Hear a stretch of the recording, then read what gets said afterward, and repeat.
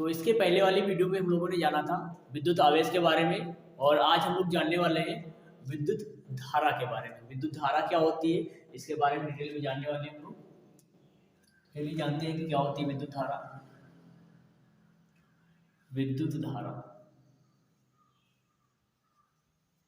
देखिए ये चैप्टर बहुत इंपॉर्टेंट है क्योंकि यहाँ से न्यूमेरिकल बहुत विषय आते हैं पेपर में। इलेक्ट्रिक करंट होता है, electric current most important chapter चल रहा है आपका, क्योंकि यहाँ से न्यूमेरिकल बहुत पूछते हैं और लॉन्ग में पूछते हैं। देखिए एक चालक मान लेते हैं, ये चालक है और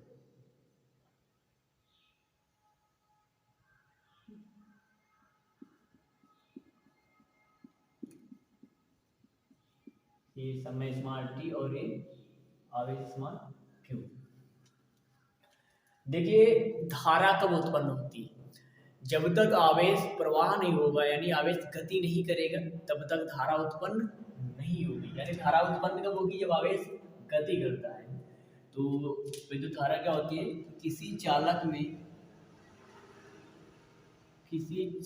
में आवेश प्रवाह की दर, आवेश प्रवाह की दर को विद्युत धारा कहते हैं। विद्युत धारा कहते हैं। किसी चालक में आवेश प्रवाह की दर को विद्युत धारा कहते हैं। अब देखिए अभी समझाया मैंने कि प्रवाह मतलब क्या होता है? गति करना या फिर बहना। यानी आवेश जब प्रवाहित होता है, गति करता है, तभी धारा उत्पन्न होती है। तो किसी चालक में आवेश प्रवाह की दर को विद्युत धारा कहते हैं। तो यहां से आगे आपको लिखना है कि यदि किसी चालक में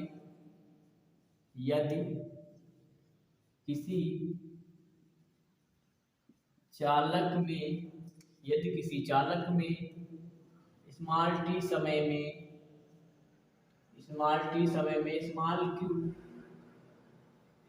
क्यू आवेश, क्यू कूलम्ब आवेश जो है, स्मॉल क्यू कूलम्ब आवेश प्रवाहित हो रहा हो या गुजर रहा हो, स्मॉल क्यू आवेश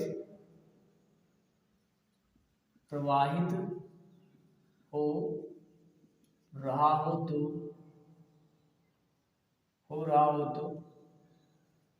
चालक में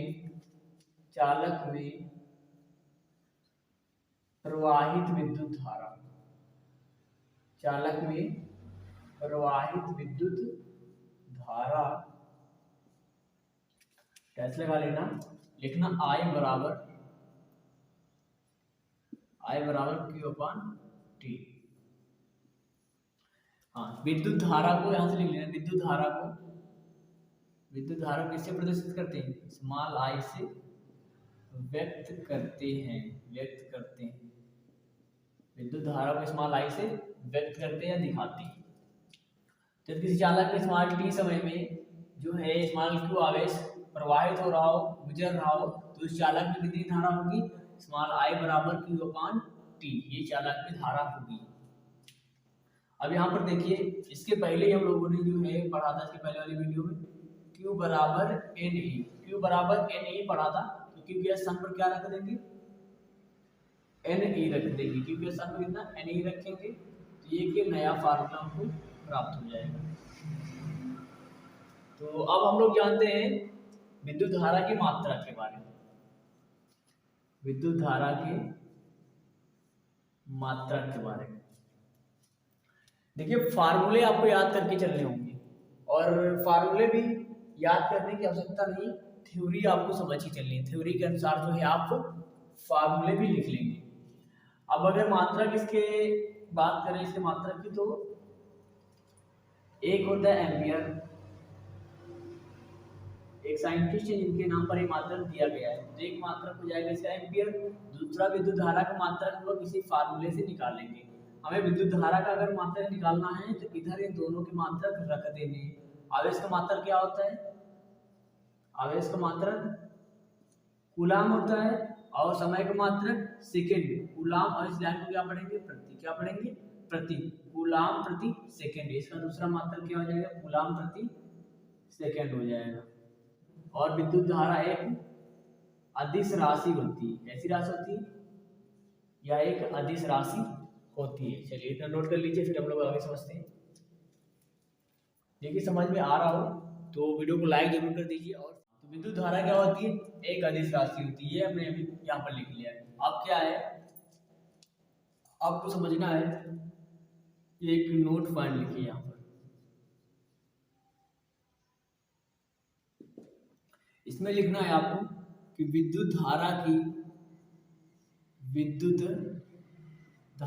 की जो है दिशा होती है। विद्युत धारा की क्या होती है, दिशा होती है। विद्युत धारा की दिशा होती है तो हमने इसको अदिश क्यों मान लिया, फिर यही तो समझना है। विद्युत धारा की दिशा होती है, किंतु किस कारण से इसको अदिश मान लिया गया है, दिशा होते हुए। किंतु यह सदिशों के योग के नियम का पालन नहीं करती। सदिशों के योग के नियम का पालन नहीं करती है, पालन नहीं करती है। बस इसी कारण से इसको अदिश राशि मान लिया गया है। जितना आपको समझ में आ गया होगा।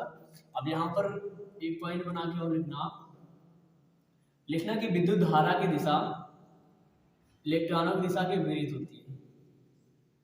विद्युत धारा की दिशा इलेक्ट्रॉनों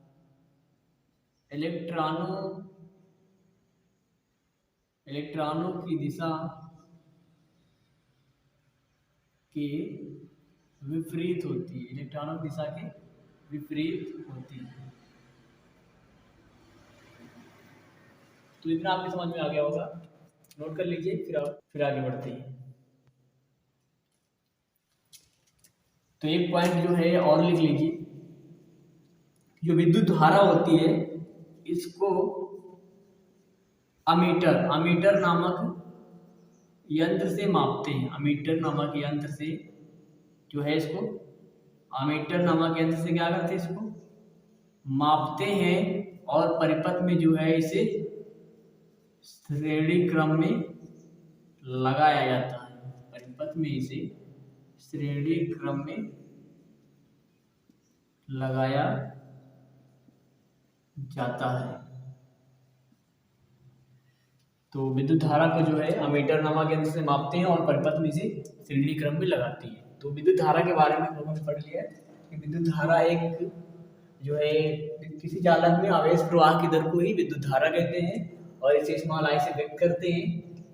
फिर यहाँ से फार्मूला निकल के आया है कि अगर किसी चालक में स्मॉल टी समय में स्मॉल क्यू आवेश प्रवाहित हो रहा हो तो उस चालक की जो धारा होगी आई बराबर क्यू अपॉन टी होगी। धारा को स्मॉल आई से व्यक्त करते हैं। फिर क्यू बराबर एनी फार्मूला पढ़ा है, तो स्थान पर एनी रख देंगे, दूसरा फार्मूला मिल गया।